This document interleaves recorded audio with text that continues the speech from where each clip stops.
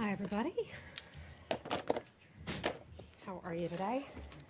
Surviving so far. Surviving, good. Matt, how was your daughter's birthday? It was lovely. She turned 1. Yes, How indeed sweet is she that? did. It was very nice. Yeah, good. Okay, a couple of items I want to start out with today before getting to your questions. And the first, I'd like to start with the Secretary's travel on his European trip in Brussels. In Brussels today, Secretary Tillerson held meetings with the Belgian Prime Minister, Charles Michel, European High Commissioner Representative Federica Mogherini, and NATO Secretary General Jens Stoltenberg. He also participated in the NATO Foreign Ministerial Meeting and a special meeting of the EU Foreign Affairs Council composed of the foreign ministers of 28 European Union member states. In each of the engagements, the Secretary reinforced President Trump's message of mutual responsibility in the global agenda that we share with the EU, NATO, and our European partners, and also reaffirmed the United States' unwavering commitment to European security. Our shared agenda covers a wide range of joint objectives, including the denuclearized Korean Peninsula, the global defeat of ISIS, support for UN-led Geneva process in Syria, and the restoration of Ukraine's full sovereignty and territorial integrity. The Secretary's discussions with his counterparts highlighted again the close and positive bond between the U.S. and Europe in addressing some of the global challenges. After Brussels, Secretary Tillerson will travel to Vienna and Paris, where he will continue to raise these and other areas of mutual interest. And our colleagues who are missing today, hope they're having a good time on that trip. Second thing, I would like to welcome our new Undersecretary of Public Affairs and Public Diplomacy, Mr. Erwin Stephen Goldstein, to the Department of State. Mr. Goldstein, I mentioned this to you last week, by the way, you can call him Steve, was sworn in yesterday at noon and has now started meeting with our colleagues at all levels in the department to learn more about the work that we do here, especially in PA and in public diplomacy. In particular, he's interested in helping the department speak with a clear, consistent, and compelling voice. He brings to the State Department a unique blend of public and private sector experience, including more than 25 years leading corporate communications and branding for companies including TIAA-CREF, AllianceBernstein, Dow Jones, Wall Street Journal. I'd like to mention that I spent some time with him. He has a ton of energy. He will put all of us through our paces. He says that he is committed to having a good, positive working relationship with the press. He believes fundamentally in the right of a free press and is committed to working on even improving our relationship even more. I feel that I have a good relationship with all of you, and I know he's committed to doing that as well. He understands your jobs, he respects your jobs, and I look forward to introducing you to him very soon, now that it's his second day on the job. His public sector experience includes serving as an assistant secretary and director of public affairs at the U.S. Department of the Interior, and 8 years as a press secretary and chief of staff to several members of Congress. So on behalf of the department, I'd like to warmly welcome him to Foggy Bottom. A couple more items. Some of you have started to ask about the president's national security strategy. The president has now approved a basic framework for the national security strategy. The White House is expected to release that strategy in the coming weeks. It will explain the president's national security vision and set the direction for all U.S. government departments and also agencies. It's led by National Security Advisor H.R. McMaster and his deputy, Dina Powell, and also his team at the National Security Council. The development process over the course of the past several months has been highly collaborative. It's been an effort across the federal government. The State Department, in concert with our interagency partners, including the Department of Defense, Homeland Security, and the intelligence community, among others, has conducted an analysis of key policy issues and provided input at the National Security Council through the entire development process. It should be noted that the development and the release of the National Security Strategy is just the beginning of that process. The State Department and our interagency partners will continue to collaborate as we implement recommendations from that strategy. So we'll have more on that for you in the coming weeks. A couple more items. The United States has been following this very closely out of Syria, and we'd like to strongly condemn the recent attacks and the continued siege on the people of eastern Ghouta in Syria by the Assad regime with support from Russia. Deliberate tactics to starve Syrian civilians, including women and children, block humanitarian and medical aid, bomb hospitals, medical personnel, and first responders in eastern Ghouta. We consider that to be deeply troubling. The lives of Syrian children and families are not political tools, and we call on the international community to swiftly condemn those horrific acts. We also call on Russia to live up to its obligations to uphold the de-escalation zone in eastern Ghouta and to end all further attacks against civilians in Syria. The atrocities reveal the Assad regime's utter disregard for its own people and the extent to which it will go to retain its grip on power. Acts such as these clearly demonstrate the need for the international community to vigorously support the UN-led Geneva process for a political resolution to the conflict that respects the will of the Syrian people.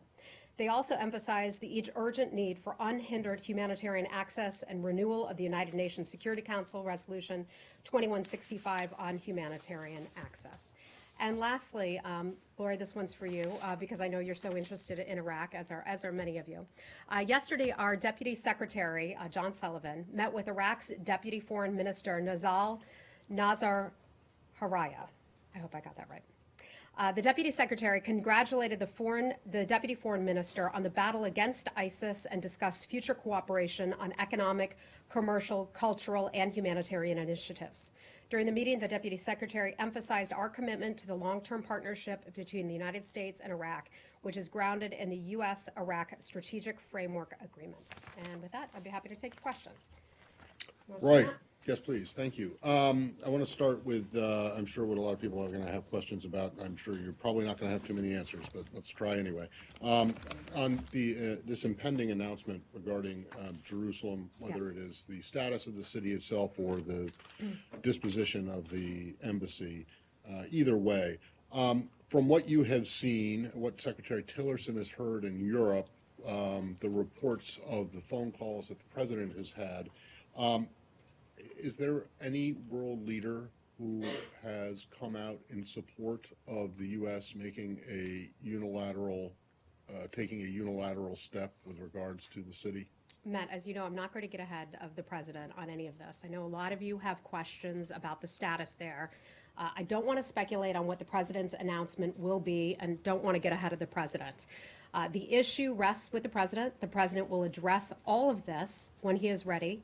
I can tell you that some calls have certainly occurred, as you well know, between the U.S. government, including Secretary Tillerson, including the president and also the vice president, but I'm just not going to be able to characterize what has come out of those conversations. I know that's not very satisfactory, but I'm just not going to go there. Well, I'm not asking what the decision is. I'm just wondering if, I'm wondering if you can say that he's gotten the support of anyone for any decision that he might make. So again, I'm not going to characterize those conversations and some of those calls. I can tell you that the conversations, both in person and over the phone, at least on the secretary's part, have been a frank exchange of ideas. That's it. I'm going to leave it at that. The president will speak when he's ready to. All right. Moving out of the realm of the hypothetical. Okay.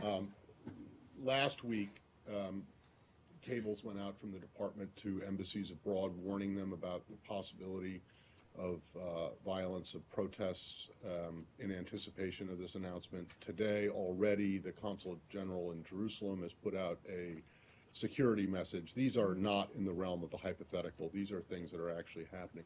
How concerned are you that what happens tomorrow could pose a significant security risk for U.S. embassies, official Americans, as well as private Americans? What I can tell you is that we're watching the situation very closely. There have obviously been scores and scores of media reports over the past few days that have discussed concerns about the security situation. Because of that, we continue to watch the security situation there. We have put out information to not only our personnel, but also the American public through some of our embassy websites, as we would with a lot of other matters. I just want to be clear that we take the situation seriously and we're closely watching it, as we often and very frequently say to you, the safety and security not only of U.S. personnel but American citizens at home and abroad is the top issue here. Are you saying that these warnings have been put out in response to to media news reports about what might be happening tomorrow? Well, this has been so broadly reported. We are not, as a government, going to speculate about the president's decision. Many in the media have speculated about the president's decision. So you're suggesting that it's the reports that are causing this anxiety and this fear of unrest? The U.S. government at this point has not formally announced its decision. So I'm not going to get ahead of that, but we keep an eye closely on the security situation, as we always do. At the same time, after the president made several calls, or has been making several calls and talking to leaders and met with the king last week, statements have come from King Abdullah, from Erdogan and others today, and Federica Mogherini spoke to the Secretary of State's face today about not doing anything that would undermine peace in the region. How does the Secretary and how does the State Department feel about concerns, global concerns, that U.S. policy is about to undermine peace in the region? Well, that would be assuming the president's decision, and I'm just not going to assume the president's decision Why at would this the point. Jerusalem consulate, to follow up on Matt, why would they issue this warning? Not to travel to the West Bank, not to hold meetings in the Old City, not to go to Bethlehem? Because we know what has been reported. We know what's out there in the public sphere, that there are some concerns about a decision that will be made by the White House. I'm not saying what that decision is. It is not my place or my role to say that. Hold on, let me finish. We will always keep the safety and security of Americans paramount. We often put out these kinds of messages to U.S. citizens all around the world. Sometimes the messages are often different based on what's going on in any particular region. So we want to be able to keep the American public up to speed, share with them our concerns about any announcements that could be made. And this is also a good reminder, as I will say anywhere in the world, to sign up for the State Department's STEP program. Again, I always say that this is not anything that is just for the president's decision when that is made, but we always encourage Americans to do that. That way, we can always get in touch with you if we need to. Is the Secretary of State on board with this? Whatever it is the Secretary of State of the United States of America on board with a decision that could be putting U.S. citizens and troops at risk in the region? I think the Secretary has communicated clearly, as have all the members of the interagency who have a role in making this decision or being a part of the decision. He's made his positions clear to the White House. I think the Department of Defense has as well, but it's ultimately the president's decision to make. He is in charge. Okay? Hi, Said. Quickly follow up on a couple of things. If and when this happens, the move of the embassy, if it happens, technically, what is the role of the State Department in this case? What do you do? Say that. You know what I'm going to say to that one. It's simply a hypothetical. We're not there yet. But we're not there yet. What are the machinations how do you do it? I don't have an answer for you because we are not there just yet. All right, let me ask you about something else. Are you aware of the letter of assurances that Secretary of State James Baker gave to the Palestinians back in 1991? No, I don't have that information. I think it was a it's a college letter of then. assurances that it says right. But it is still, a letter of assurances by the government of the United States and the then Secretary of State James Baker, in which he says on the issue of Jerusalem that we do not recognize Israel's annexation of East Jerusalem or the extension of its municipal boundaries, and we encourage all sides to avoid unilateral actions and so on.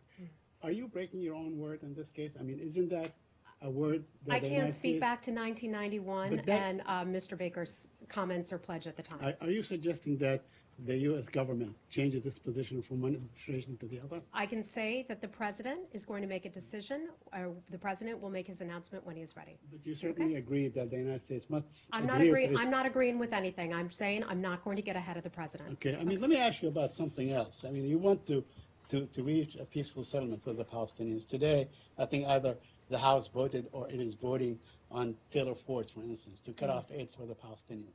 I mean, should this go on, this beating up on the Palestinians that are probably one of the most hapless communities on earth under occupation for 100 years? Yeah. Do you think that the position of the United States ought to be on the side of those who are being brutalized by occupation? Said, I'm just not familiar with the congressional legislation that you're mentioning right now, so I'm not going to comment on that, as we typically don't comment on things coming out of Congress. I can tell you that there will be a backgrounder call. I believe it is being put together by the White House. It should take place later today, and so perhaps some of your questions will be answered on that one. And finally, I just want to follow up on Andrea's question.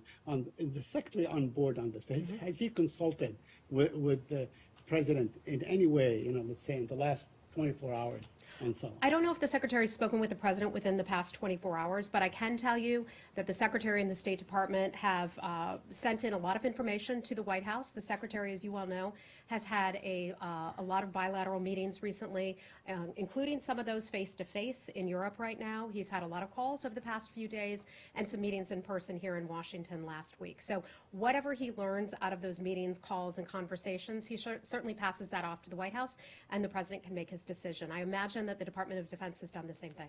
Okay. Shall we move on? Okay. Okay. Hi. Technicalities.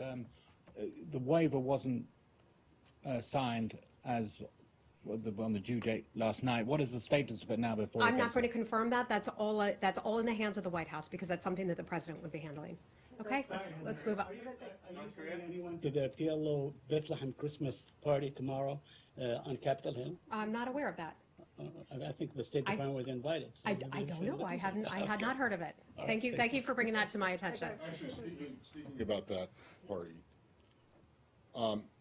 is it your understanding that a holiday party would be among the things permitted for the PLO office to do after you closed it and then didn't close it? Well, to my understanding, it never fully closed or anything of the sort. but- They're still actively engaged, and we have asked that they stay engaged in the peace process. Now, perhaps, and now I will get into a hypothetical, if our Palestinian friends want to open up the office and invite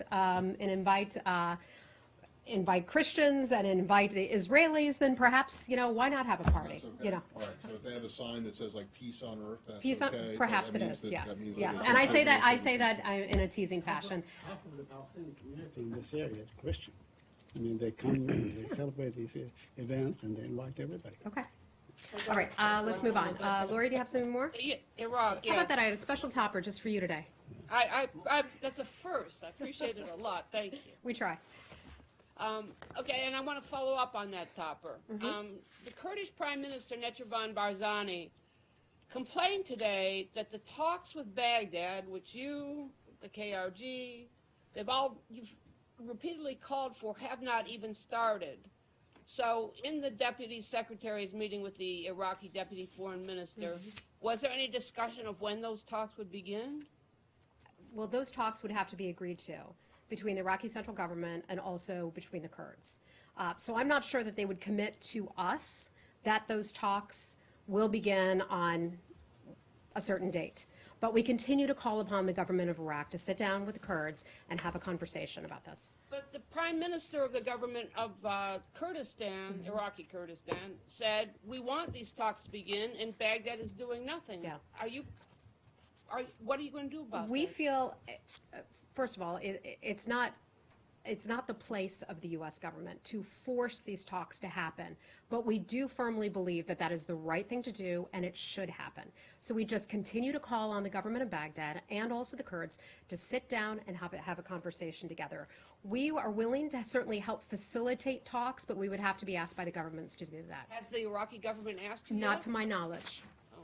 So what is your view then, the Kurdish leadership, Prime Minister Barzani and Deputy Prime Minister Talabani visited Paris, they met with the French president. What is your view of that diplomacy? Do you regard that as helpful?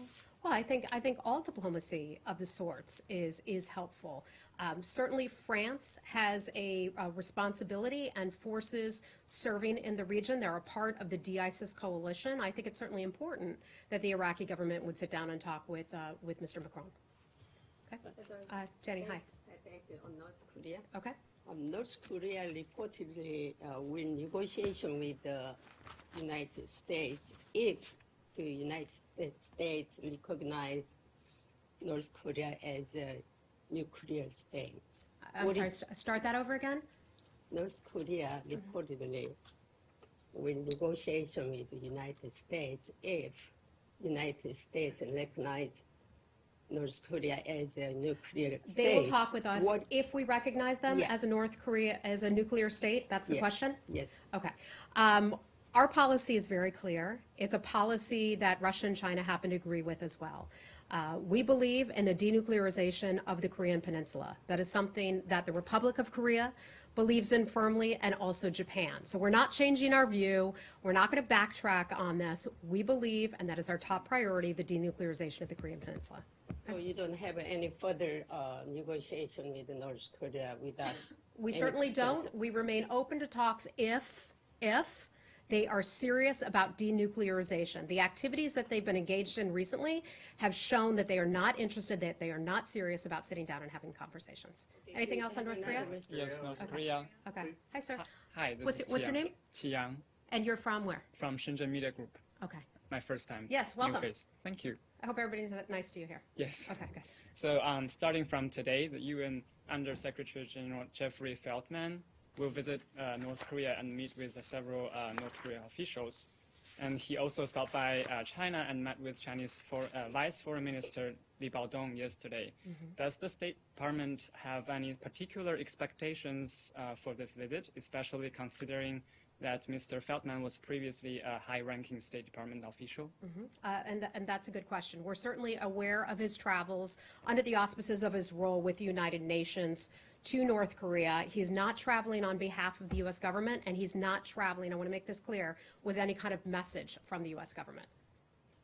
Is he communicating, or is he I think is he checking in advance, or communicating back, or working as an intermediary? I think without by carrying a saying, message? I think by saying that he is not delivering any kind of message on our behalf, and he's not traveling on our behalf, I think that answers the question. But is this considered a hopeful step, in that it's the first time since 2010 that we know of someone of his rank from the UN going, and he has such long and deep relationships in this building? You know, I don't know. He's going on behalf of the UN, not the U.S. government. But is the U.S. in communication with the UN about his visit? That I don't know.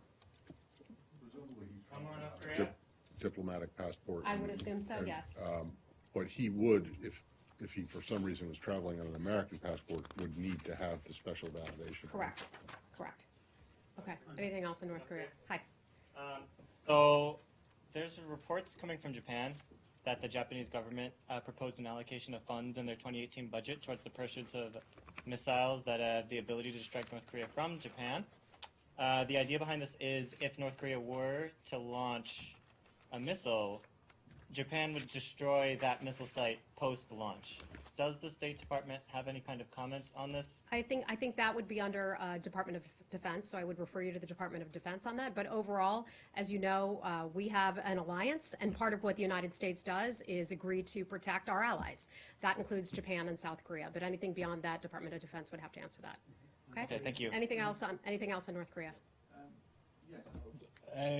Would the US be open to some kind of hotline like there's been with Russia to prevent the risk of war conflict by accident? That is not a question that I have asked.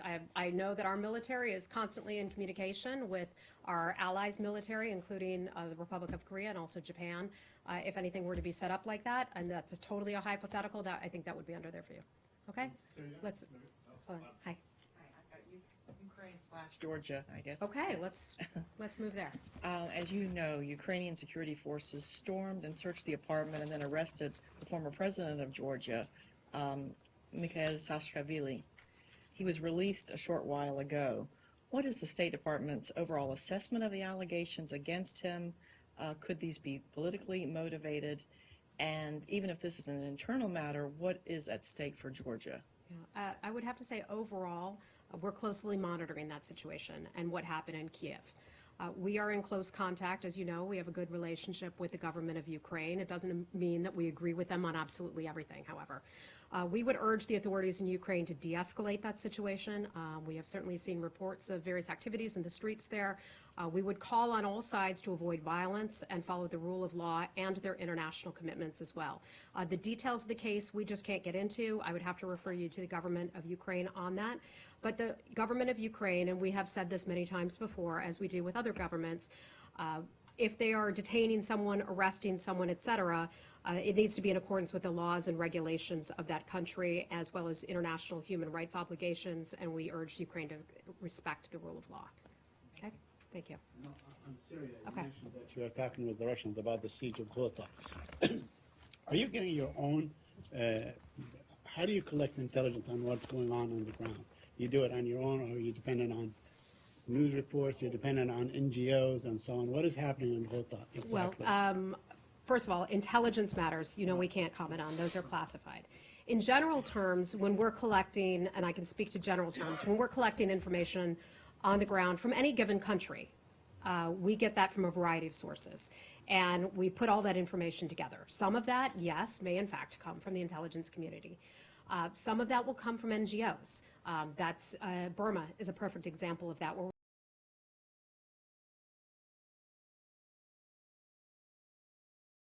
on the ground there. And then some of it comes from various media reports, the United Nations. Some of it can come from U.S. forces as well. All of that is combined and filtered out. Would you say that your cooperation with Russia and Syria has been strained, or is it at the same level as it was when, let's say, the deconfliction took place and when the areas of quiet, whatever they call it? We've talked about our relationship with Russia many times. We have some days that are better than others. We certainly have areas of tension. You well know that. We still have an area that has had very positive developments, and that's our ceasefire in southwestern Syria. I know I bring that up quite often, but that's an example of a ceasefire that's held for the most part since July. And if a ceasefire can hold, then we can start to build some sort of confidence-building measures. We can get humanitarian aid in, and we think that that is good for the Syrian people. When this comes to, to other parts of Syria, of course there are areas of tension. Have you asked the Russians to lean on the Syrians to allow humanitarian aid into Ghouta? We always do. We often call for the humanitarian, just bottom line, humanitarian aid needs to get to the people of Syria. It needs to get to the people in other conflict zones around the world. As you know, the Secretary is meeting with Foreign Minister Lavrov later this week, so I don't want to get ahead of any of his conversations. Stay on Russia for a second. Yeah. And this whole thing with the FARA registration for RT and the other company, I don't know how much you addressed this because I was gone a couple of days last week, but as you are aware, they were told to register. They did, and at the time you said that this would not affect their ability to gather information and report, and yet the Standing Committee of the Correspondents on the Hill revoked their credentials because they are no longer eligible as a foreign agent. But, In let me pause you right there. wait, I want to ask you a question. In response, the Russian Duma has revoked the credentials of RFERL and VOA, and I'm just wondering if you have a response to that. First I want to ask you a question, because you've been around here a long time. You are the head of the State Department Correspondents Association, and correct me if I'm wrong. The Capitol Hill Correspondents Association is similar to State Department Association, correct? I think it has a bit more power. But my point is, It's much more organized. I've not been a Capitol Hill reporter, so help describe this to me. This is not made up of members of Congress, correct? This is made up of reporters. Correct. And so the reporters would.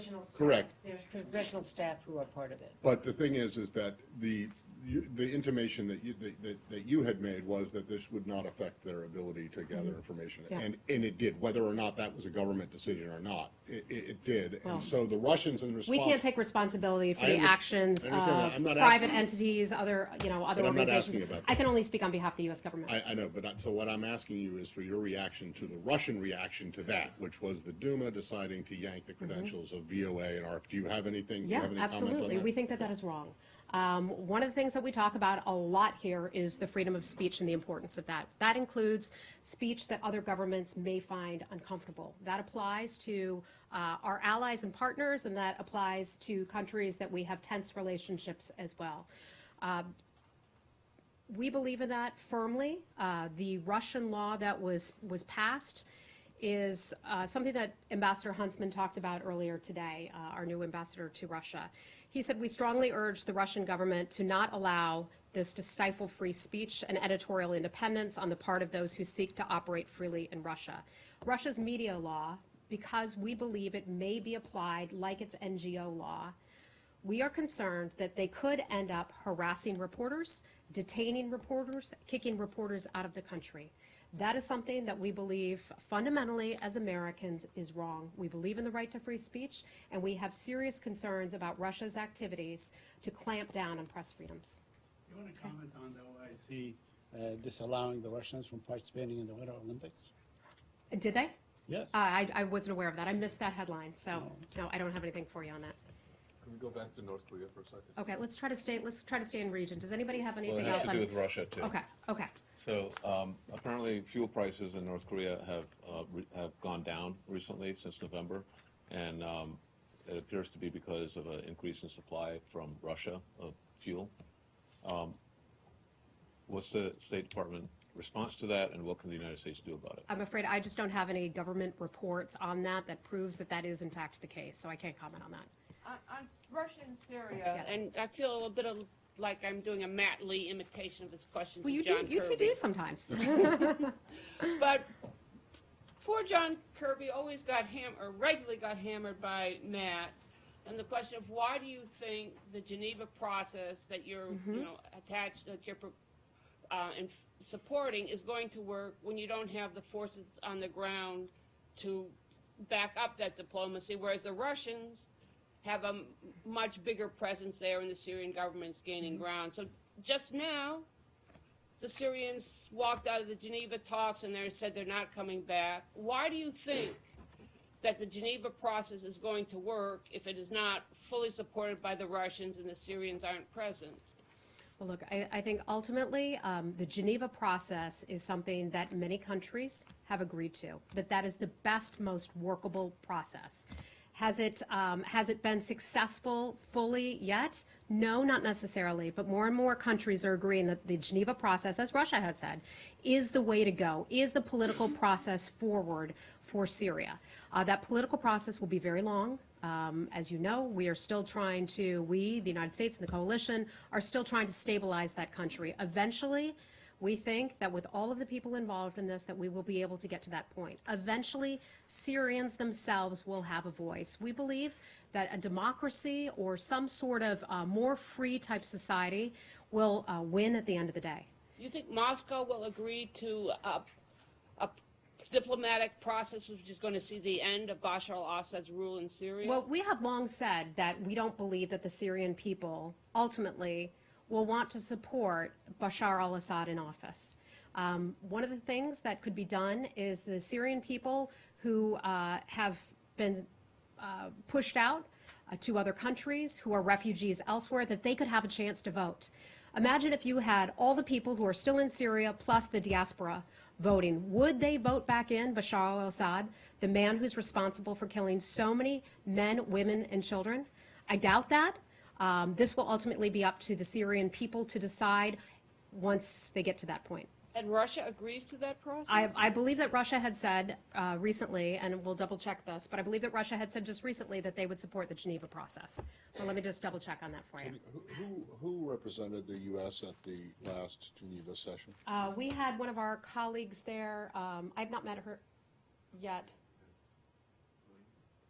Stephanie Williams was one of our colleagues who was represented there. We go there more as an observer, a handholder of sorts. Right, but that's what the previous administration did too. They just did it at a much higher level. Well, you know what? We're at an entirely different place. We are at a place where Raqqa has been liberated. We are in a much better position. And when I say we, I just mean the coalition. A much better position in having defeated ISIS and having a ceasefire that's held since the summer. We are in a much better position in Syria now than I think this country has. Wouldn't it than I make think we ever sense have then been. to leverage that much better position by sending more senior people, say the secretary himself or the deputy? We have long been clear with the governments involved and the coalition that the United States has in large part pulled together. There is no question about our commitment to the Geneva process, and there's no question about our commitment to trying to get a safe, stable, and peaceful Syria. I can't imagine anybody would actually question that. Okay, let's move on. Something else. Yes, hi. Thank you so much. It's on Cuba. There are reports that there will be a new ambassador, U.S. ambassador to Cuba. And the second question, if possible, is the ban for some U.S. government scientists to travel there and to participate in events or even do research in Cuba. Can you confirm both, please? I can tell you the first part, yes. The second part, I don't have any information for you on that, but I can certainly look into that. In terms of our leadership at our embassy in Cuba, we just have nothing to announce at this point. We have a chargé, Lawrence Gumbiner. He's continuing to serve as the interim chargé in Havana, but I've seen reports of an ambassador, but I just don't have anything for you on that. That would be a White House question. Okay? Okay. Honduras? What is happening in Honduras, if you have You guys anything are like that? doing a ping pong all around the world here. Yeah, today. because I mean, you it's, really you are. know, I mean, Okay. they just deployed the military, and I don't know Yeah, what's going on. let me give the latest on what I have regarding that. But just bear with me a second. While you're going through your PQs, I have a very brief one on Bahrain. I'm sure you won't have it. Nabil Rajab in this court case has moved up, actually, for the first time in a while. Can you?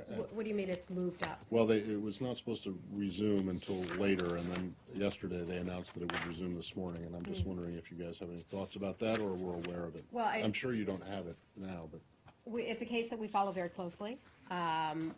His case is, it's something I know that our government has been present for some of his hearings processes, legal processes, I'll just call them, in the past. I just don't have anything new for you on that. There's a letter that went to Deputy Secretary Sullivan from the Foreign Relations Committee, bipartisan letter.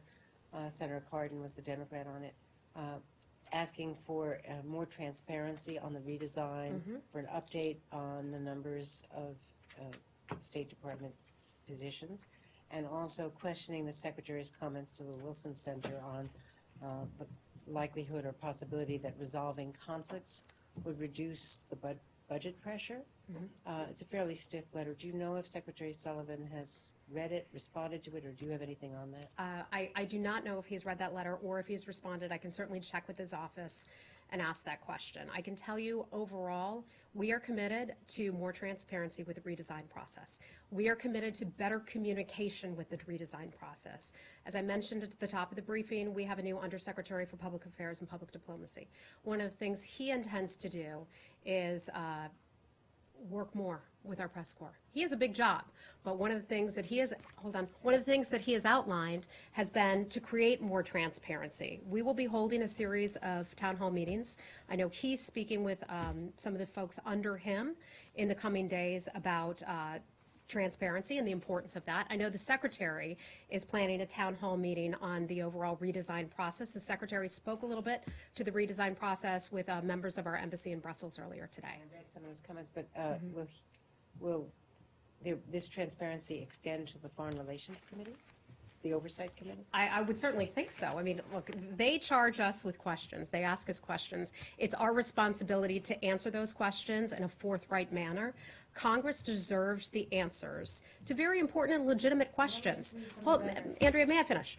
Congress deserves our answers, the American people deserve our answers, and you deserve our answers. You represent taxpayers, you represent the media, as do members of Congress as well. We intend to provide them with the information that they ask for, and we're recommitting ourselves to having a better process where we communicate more thoroughly and we provide as much information as we can.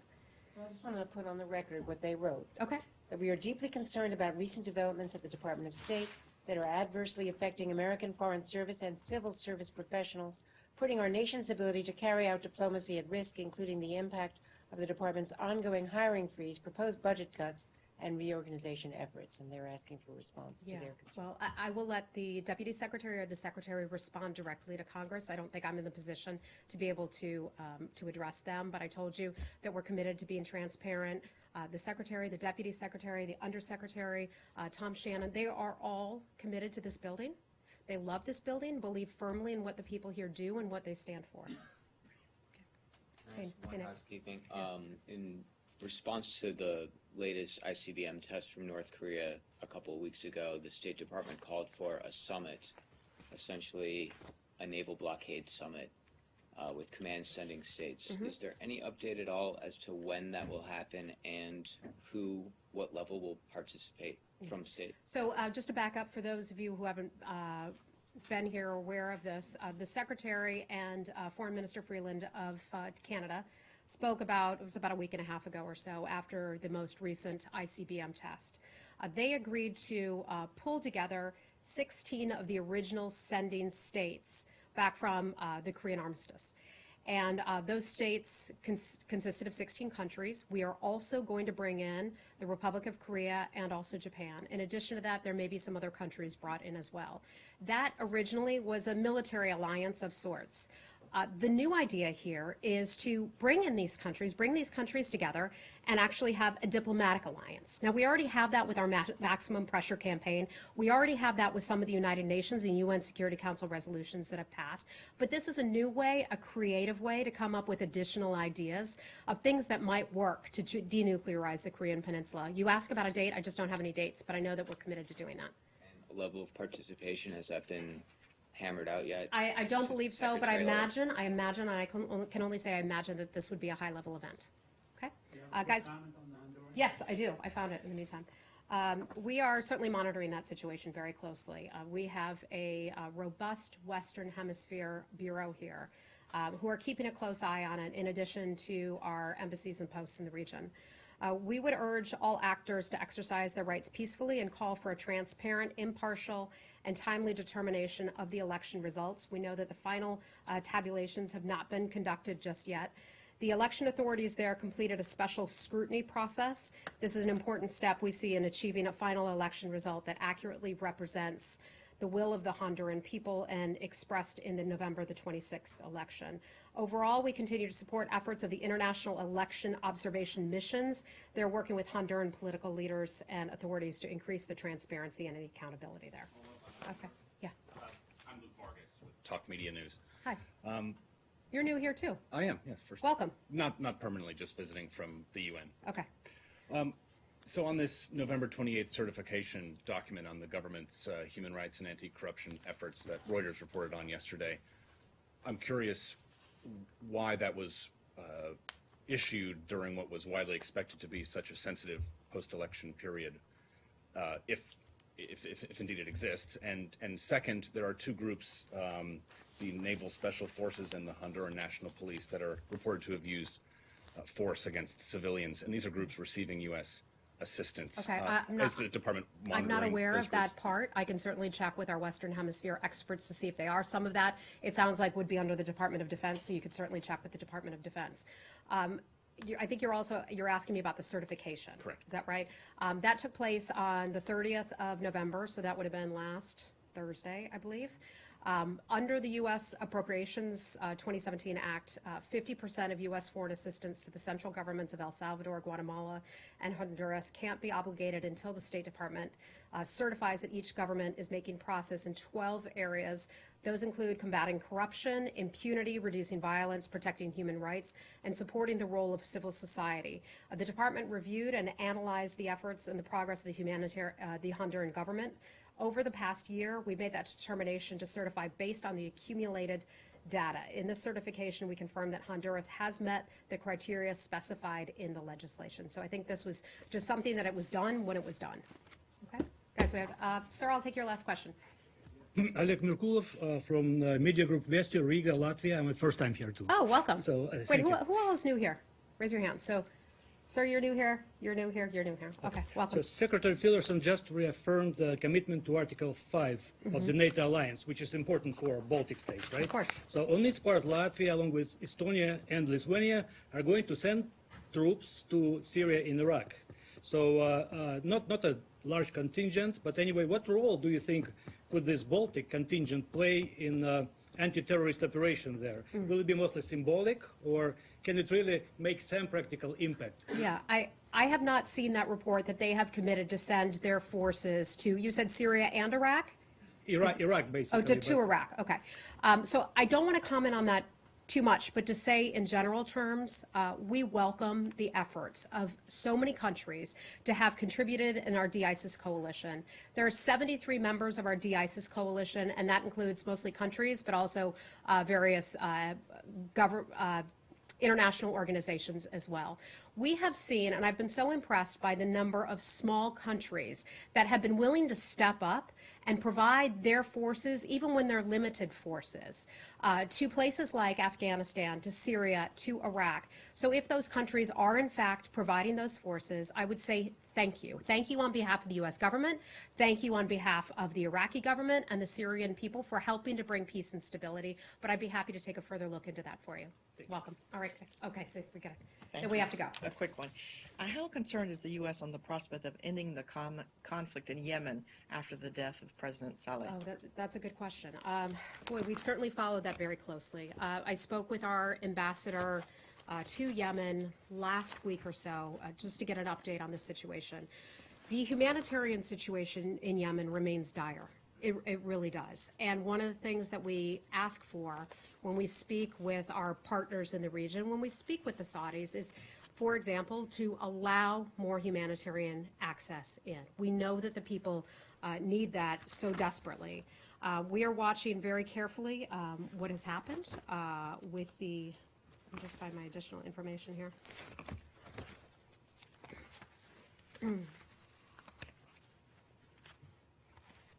Hold on a second. No, I can't find it. We're just watching it very carefully and are incredibly concerned about violence there. So we continue to call upon, folks in the region to refrain from violence and call for the humanitarian access to get in. I'll see if I have anything more for you on that, okay? Thank you. Thanks, everybody. Thank you.